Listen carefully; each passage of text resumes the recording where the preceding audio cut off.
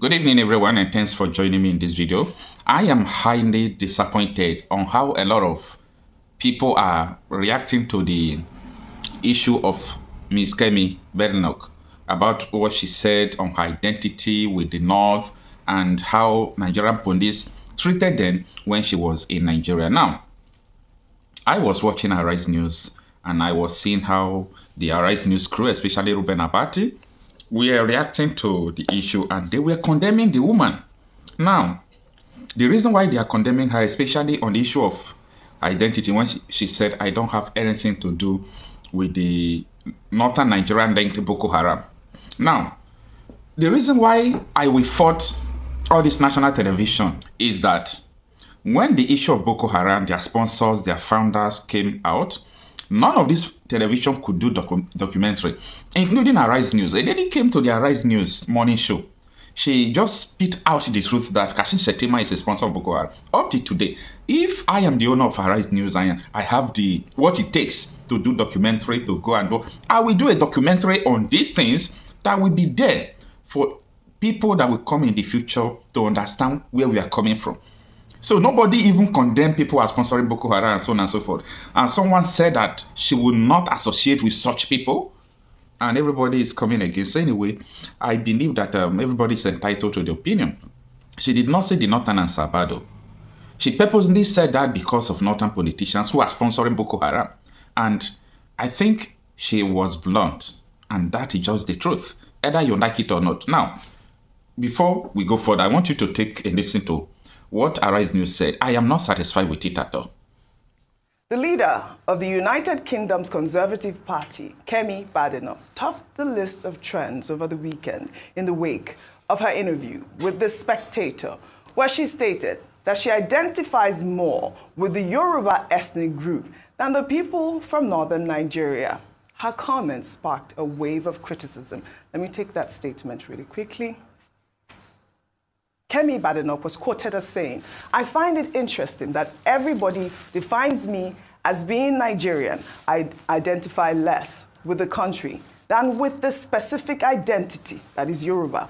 That's what I really am.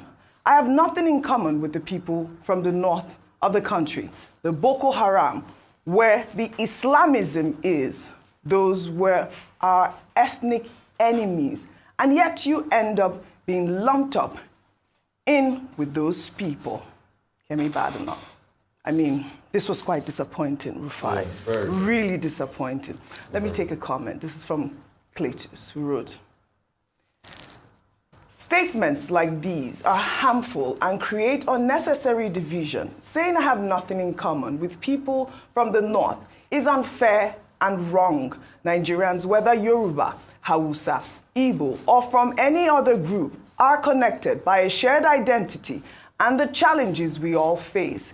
Instead of dividing us, we should focus on what unites us as a nation.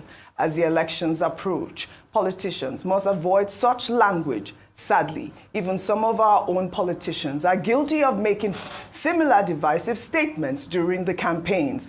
This is unacceptable. They should speak responsibly and focus on addressing issues like insecurity, poverty, and development, rather than promoting division or hatred. Leadership should unite us, not tear us apart. Dr. Abati, I know you've seen these comments. I mean, many people condemned Kemi Badenoch with this statement. I mean, it is all in the wake of, the response from Vice President Kashim Shettima, who had actually told her you can remove Kemi from your name, telling her that Nigeria is the greatest country on earth. But we also know that Yoruba Nation activist Sunday Adeyemo, popularly known as Sunday Igbo, has called on President Bola Ahmed Tinubu to caution Vice President Kashim Shettima against further verbal attacks on Kemi Badenoch. Your comment, Dr. Abati. Okay, ethnic identity is one of those centrifugal points at the heart of the Nigerian question. Also throwing up the question about nationhood. Are we really a nation? Mm-hmm. There are Nigerian leaders who have even questioned the issue that we're just a geographical expression, as Chief Obafemi Awolowo said in the 1940s. In the constitutional conferences processes of the 1950s, identity, whether we should be together was also an issue. And it was also eventually what led to the Civil War. So it's centrifugal because it's always a problem. It doesn't bring us together when politicians exploit it. And some people say, well, we should look at centripetal forces that can bring us together. But ethnicity remains a very major problem in this country. And people, for primordial, emotional, or simply out of ignorance, capitalize on the ethnic divisions for their own purposes. Some intelligent, some mischievous, some difficult to understand. Now, having said that theoretical base, on Kemi Badenoch's case, now there have been various opinions on this.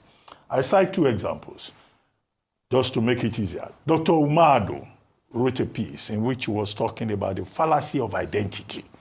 And his argument is that Kemi Badenoch should not be saying wrong things about her Nigerian heritage.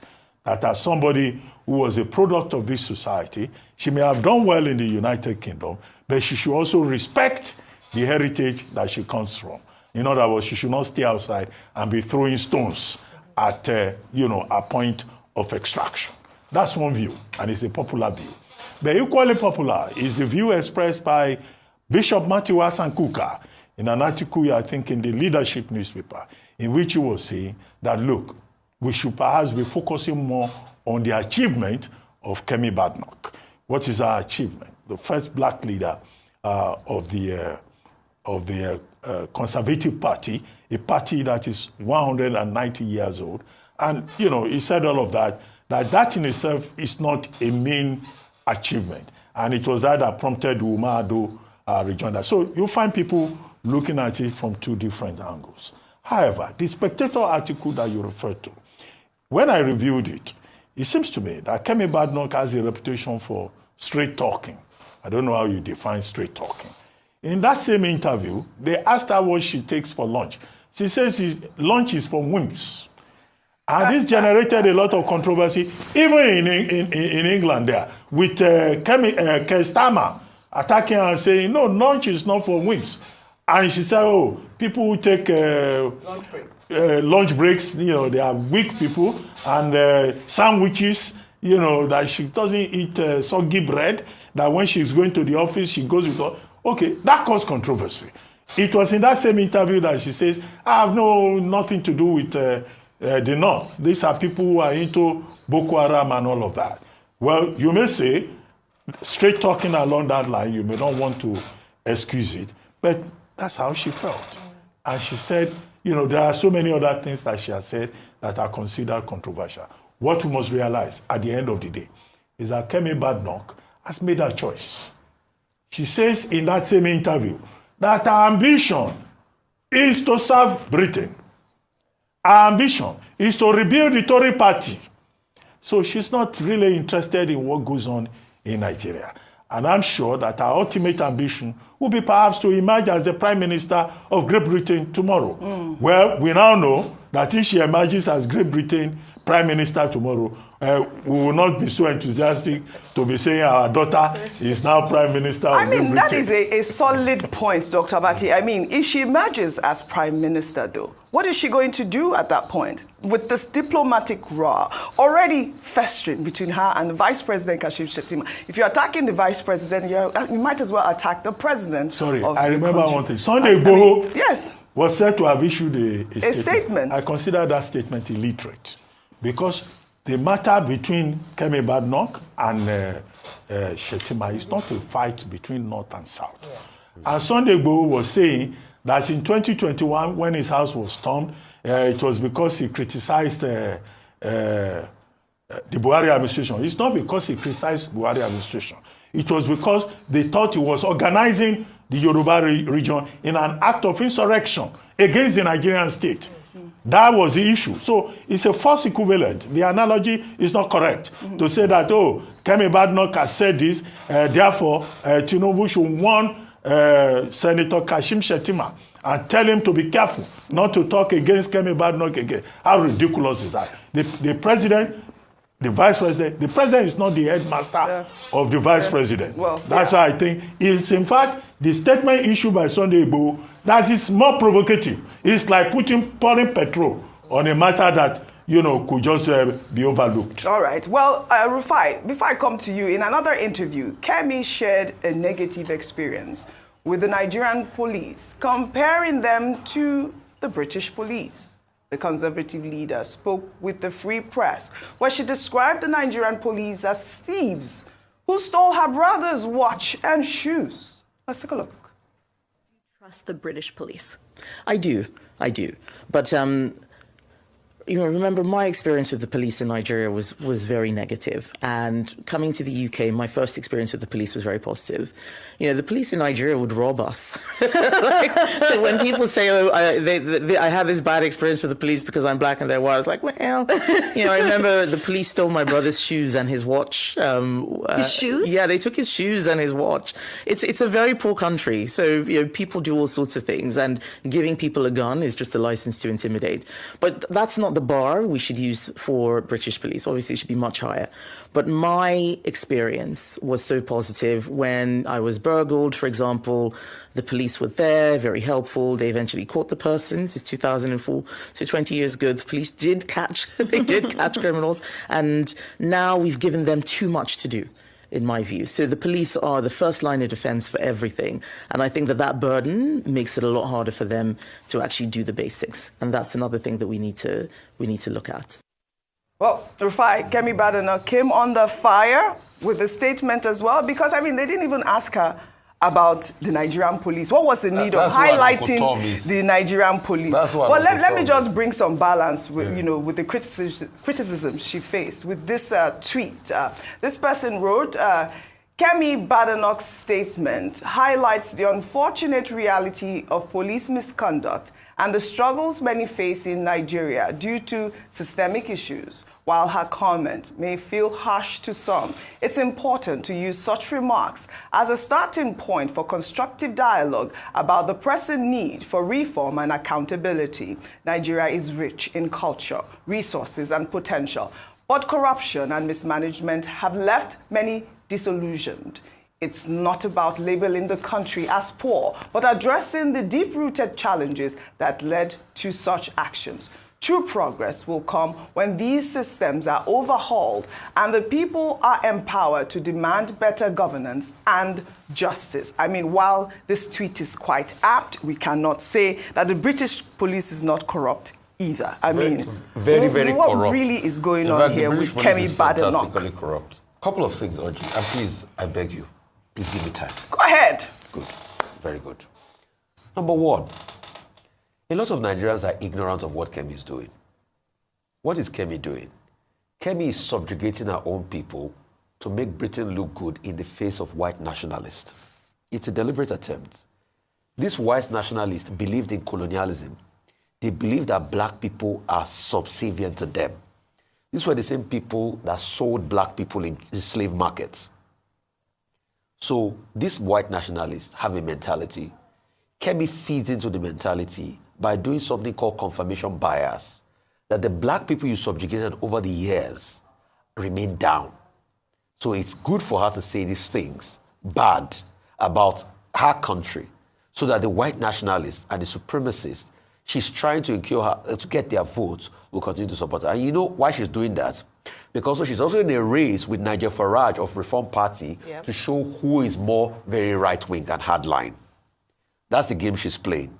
When she wanted Nigerians' vote in Dulwich, she reached out to the Nigerian people, but it's a political game she plays. So most of the percentage of Nigerian people that comment on this matter don't know what she's doing, and I'm trying to be able to bring it to the fore. And that's why she will make lies part of her statement. Things like, oh, colonialism, I think she said one thing, we shouldn't thank the British for colonialism or something, they should not pay reparation. I think she said that part of the I remember some statement about reparation. Yeah, she said the British should not pay reparation. After even the British themselves have accepted, because it's a thing among the white... I think it was for what right-wing nationalists want. They don't want to pay reparation. They think it's a good thing. And that's why a girl that lived in VI, a woman that grew up in VI, will be citing all sorts of instances. Like, we don't get knifed in the UK. There are places I can't go in the UK, Peckham. I know a lot of people there, but Aomo, Mama, Shadi, Saleh, the Peckham. See, you will get knifed, Oji. The insecurity is crazy. The UK police she's talking about, but it's not the UK police officer that raped somebody.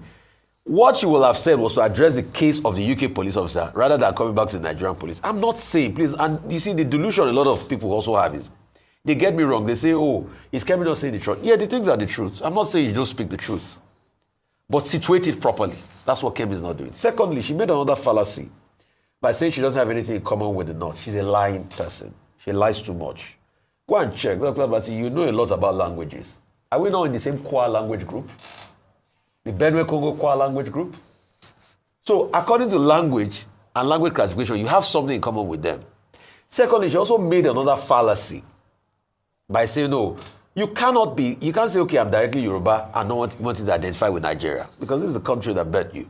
Secondly, she also made another fallacy by saying the people of the North are our ethnic enemies. They are never our ethnic enemies. We don't have any ethnic enemies in this country. You might have disagreements with people from other parts of the country, even with your fellow Yorubas, but it doesn't mean you're ethnic enemies. Because, and that's why I think the Nigerian government should write the British government about Kemi Badenoch. It is messages like this that spur a redentist and divisive nature. Yes. People like Lagospedia. That's why I begged for time initially, because I needed to explain a lot of concepts. People like Lagospedia, these are the ones carrying this mantra. Yeah. And they are spreading like happened in the last election. Because when you start to say things like this, you forget this was the same narrative they were spewing in the 60s during the Civil War, when the October massacre happened, when people were killed in Kanu. This was the same narrative. Right. So that's incitement, and that's what we should write about. And lastly, please, nobody's saying Kemi should not point out our experiences, but we are saying situate it properly. Every nation in the world, if I'm to also write my experience about the UK, it's not that good. But she's not situating it properly because she wants to say these things to make the right-wing people love and support her for election gains. All right. It's not my business if Kemi becomes prime minister or not. Agula Agutete, she will do a tenure or two and leave there in the end. But it's the damage she will have given and the way she will have emboldened people with all sorts of racial confirmation bias that I'm scared about in the country. All right. Well, Ayo, before I come to you, though, still on this Kemi Badenoch issue. Well, amid the backlash, users on social media pulled up a video of British-Nigerian boxer Anthony Joshua's Commonwealth Day speech back in 2020 when he addressed the royal family. The former heavyweight world champion, who spent part of his childhood in Nigeria, said that he is proud to be a Nigerian. My name is Anthony Oluwafemi Olasheni Joshua. And like many of you here, I'm a child of the Commonwealth. I was born in Watford, and my heritage is Nigerian. I come from the Yoruba people, who are the largest, and some might say the loudest, ethnic group in all of Africa. I am proudly Nigerian, and I'm proudly British, and I join a long line, perhaps too long to count, of UK citizens of Commonwealth origin who've made enormous contributions to this great multicultural society of ours. Like me, so many children of the Commonwealth have two homes, two identities, two cultures, and two ways of viewing the world. Some even have more than two. These days, we hear so much about division and difference that some might be tempted to see that as a bad thing. But on the contrary, it's a beautiful thing, a thing to be celebrated and cherished, and a great source of peace and stability. I feel opportunity should be there for the taking, along with hard work, dedication, and perseverance, regardless of one's background. In the same way boxing gave me the opportunity and framework to become Olympic champion, Commonwealth champion, and now into heavyweight champion of the world. But I ask myself, what does the Commonwealth really mean? The second part of that word is key for me. A united common future could create opportunities for our Commonwealth cousins. So, here's to fish and chips and a goosey soup and pounded jam, to the UK and Nigeria, and to the children of the Commonwealth. Thank you very much for listening.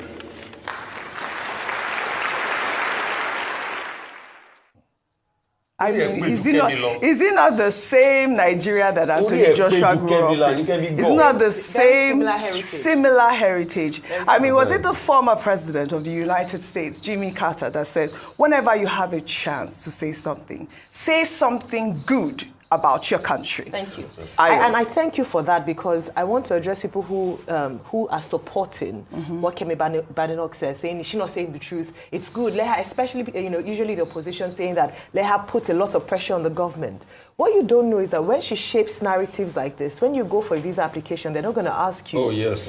Everything she says that is shaping the international community's view of Nigeria based on her experience and the leverage she has as leader of the opposition would affect the way that you as a Nigerian are being perceived. And that's why you should fight for your country. Absolutely. You might not like the way that the government is, but let me tell you something. It doesn't remove you the way that everybody sees you. So if they see one person as a thief, best believe that when you go for an application or you go and speak anywhere else, they're looking at you as a thief. And that's why a lot of people spend money to manage the image of their nations. It's not because nations are perfect. Like we said, if you look at the UK and people who live in the UK and experiences we've had, whether with the police or whether with the people, we won't come out and be speaking like this, but they never denigrate. And that's why I'm very ashamed when people are saying, oh, she's saying the truth, keep on putting fire on them. It's a shame to this nation that no matter how much hate you have, whether for the government or for yourselves, you are happy that's your own heritage. You have only one nation.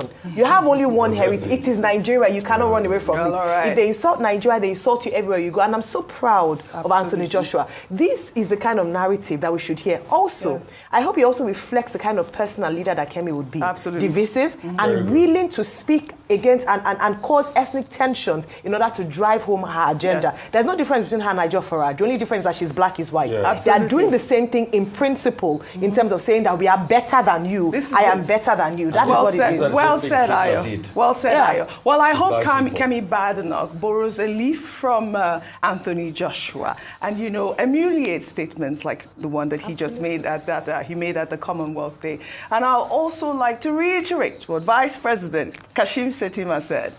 Nigeria is the greatest black nation on earth.